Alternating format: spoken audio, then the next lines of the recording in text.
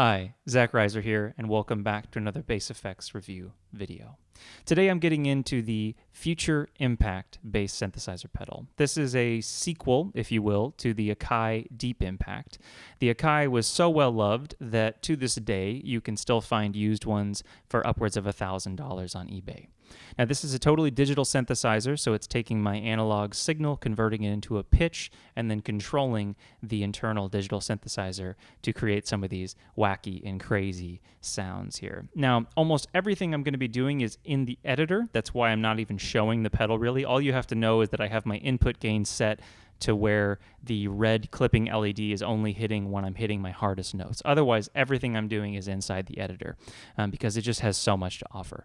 I don't have time to go in and show every tiny little feature, but hopefully just from seeing the editor through these presets, you'll get an idea of at least how to get you on the right track to the sound that you want. Okay, let's get into it. So here's my bass's dry tone, Dingwall ABZ 6-string on the neck pickup.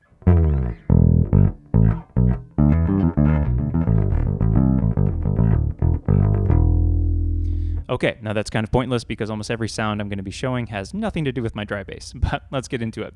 All right, I'm going to go through the 10 presets they give you that are Deep Impact emulations. So these were classic sounds on the Deep Impact that they have recreated in the Future Impact. Here is the Deep Impact emulation number 1.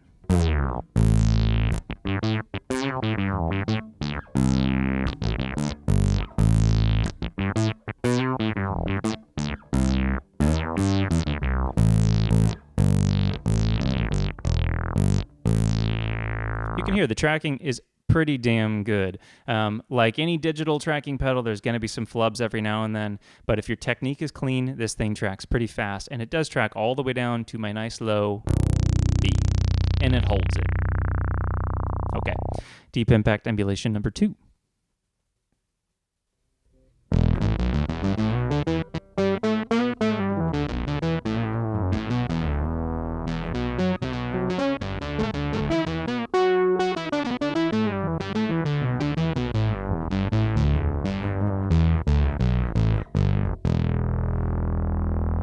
You can hear both of these presets have had a little bit of my dry bass in there. Let's go to Deep Impact emulation number 3. This one's got a lot of dry bass. It's almost like an envelope filter.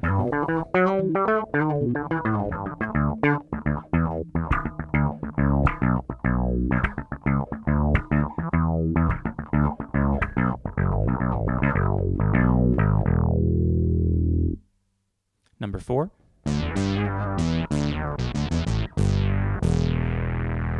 Now, this might sound cheesy to some of you, but if you like 80s synths, this one is pretty fun.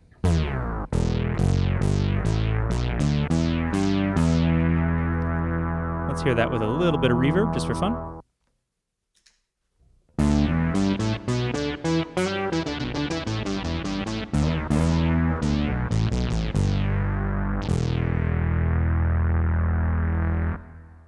Number 5.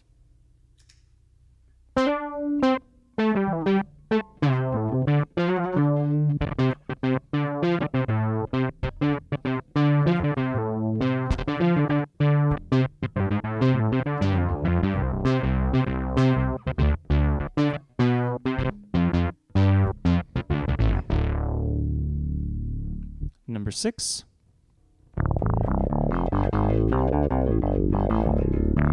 This is almost like a deep, kind of crabby octaver here.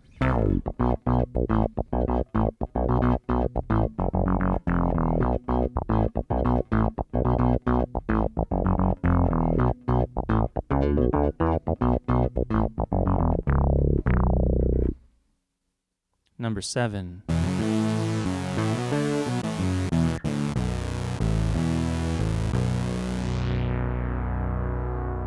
And you can hear it's got a nice attack decay, really more like an ADSR than an envelope filter. It opens the same and shuts the same pretty much regardless of my picking volume,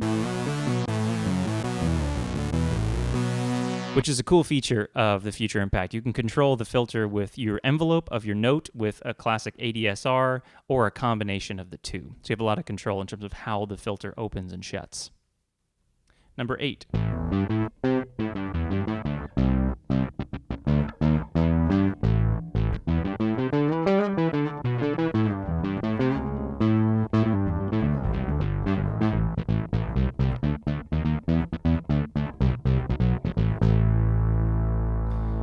Okay, I'm going to go away from the Deep Impact emulated presets and go on to more some of my own presets that I built really over about an hour. It didn't take me very long to program these. Okay. So this was just to demonstrate the sound of the oscillators. If I pick up any synthesizer, whether it's a Moog or a Korg, an ARP Odyssey, whatever, it doesn't matter, I always like to initialize a patch so I can hear what the oscillators sound like. Now, of course, these are digital oscillators, but I still want to know what they sound like. So this is a pure sawtooth wave, just a single one matching the pitch of my bass.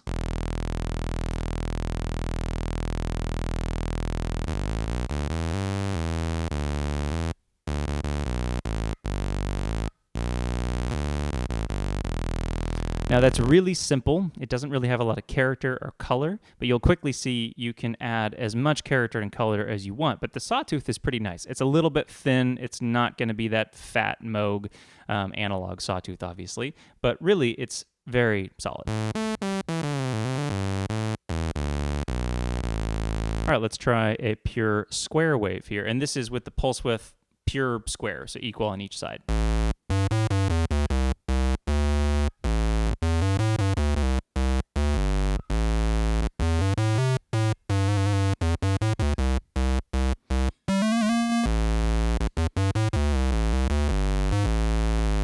Okay, let's try the pure triangle wave.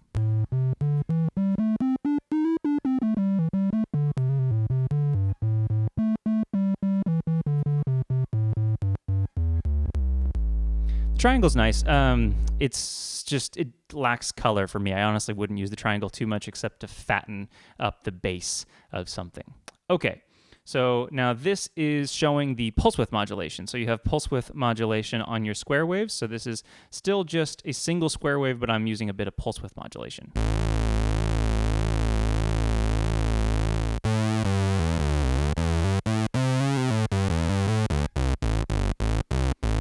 And let's make the frequency a little bit faster here. And we'll make the depth a little bit harder just to hear, or a little higher so you can hear that.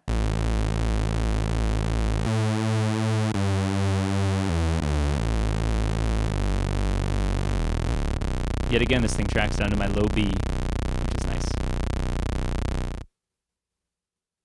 All right, this is 2 saw waves detuned a little bit, stacked on top.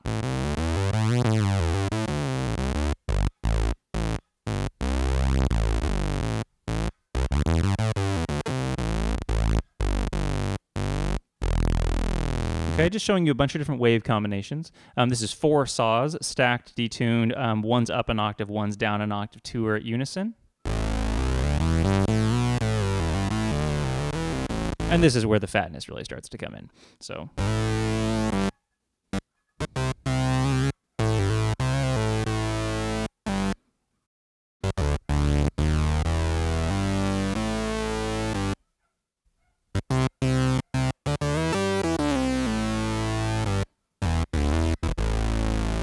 All right, let's see. This is 3 different square waves, detuned, different pulse widths, etc.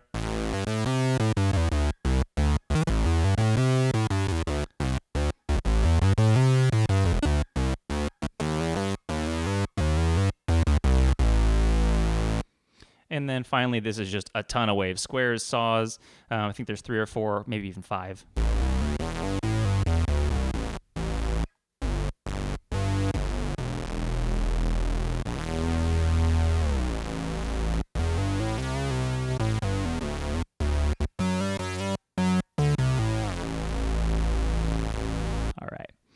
So now let's get into some specific presets using the filters, using the ADSR, using the attack and release on the VCA as well, the volume of the note. So the first one here is kind of my, yet again, I took an hour to program all these presets, but you can get pretty close at least quickly. So this is my take on kind of that classic Blade Runner brass. So I'm going to put a little bit of reverb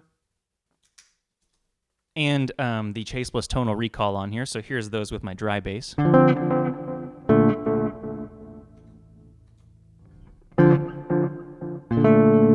All right, and now let's hear it with that Blade Runner brass.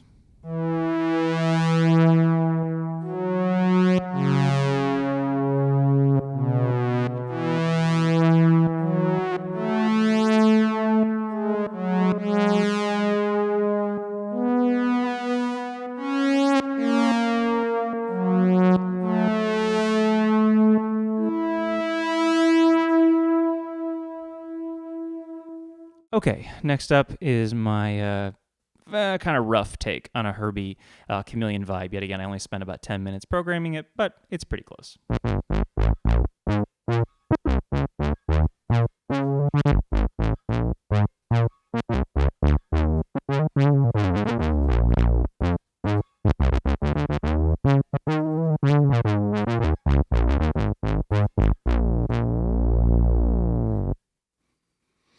All right, and this was a requested tone, so yet again, not spending too much time, but trying to get pretty close to that bad mamma jamma vibe here.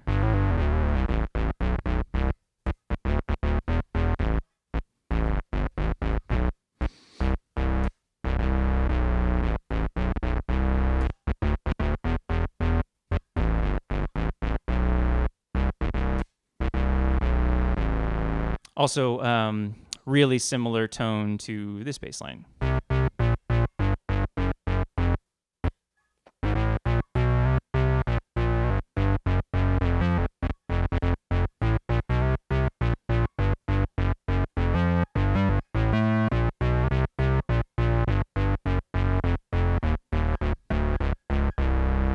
Little flashlight action. Okay, and then I wanted to try to get some kind of lead, like a saw lead. So this is a quick saw lead. And with all leads, I like to have a little bit of verb and delay.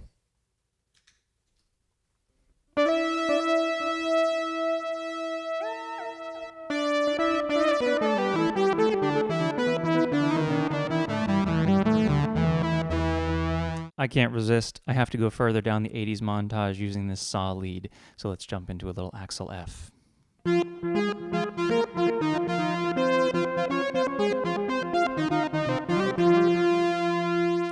And continuing the Axel F theme, here's a little Axel F bass line.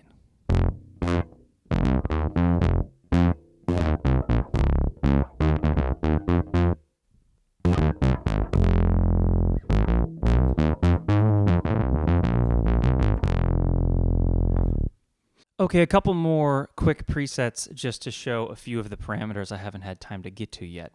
So this one is utilizing the pitch follow, which kind of essentially tracks a little bit higher or lower on the bass, gives you a little more control over the envelope, and can help get some of these whistle-like sounds. I also have an oscillator cranked up a few octaves here, and this has the noise source on it, so you hear a little bit of that hiss on the note here.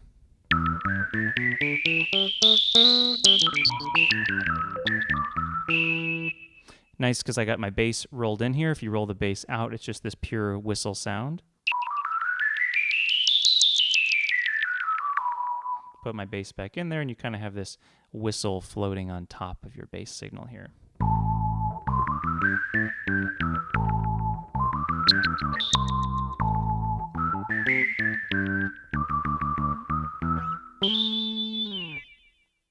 One other feature I didn't quite have time to get to yet is the LFO, which of course, if you're familiar with synthesizers, is an incredibly useful tool.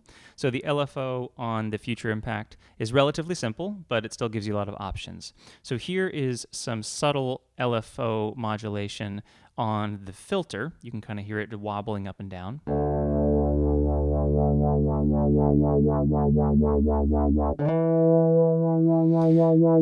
Now you can probably hear how the filter kind of delay, or how the LFO has a little bit of delay before it actually affects the filter. That's because there's a delay slider, as you can see, and it's at 60, so I'll hit that note again. You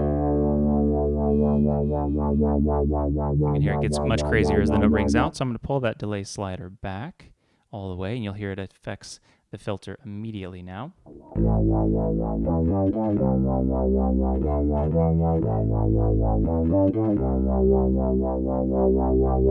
can change the frequency, of course. So let's go real fast.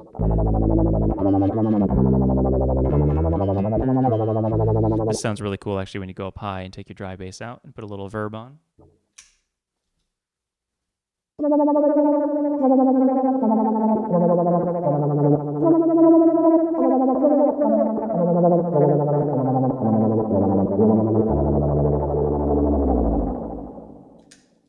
Now, as well as being able to affect the filter, of course, the LFO can also affect the pitch of the oscillators. So let's pull it off the filter here. And now we'll mess with the pitch a little bit. be anything from kind of this subtle chorusing effect. So here's a little bit of this subtle, slow chorusing effect.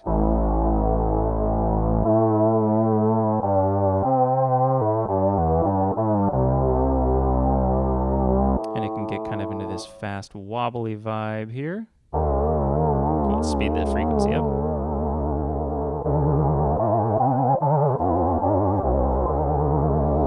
And then if you get extreme with the VCO amount and also the frequency, you almost get into like kind of upper end right before ring modulation starts.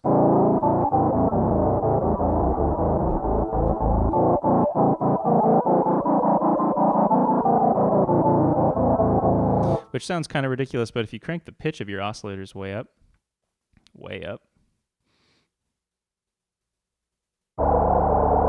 and hit it again, add a little bit of reverb and delay, you can get some kind of cool, kind of creepy sci-fi sound effects here.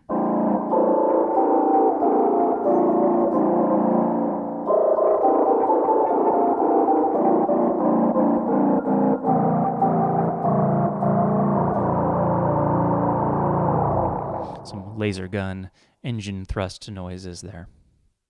So this was the Future Impact. I hope you enjoyed this video, and please subscribe below. I will be back soon with more gear reviews and performance videos. Thanks.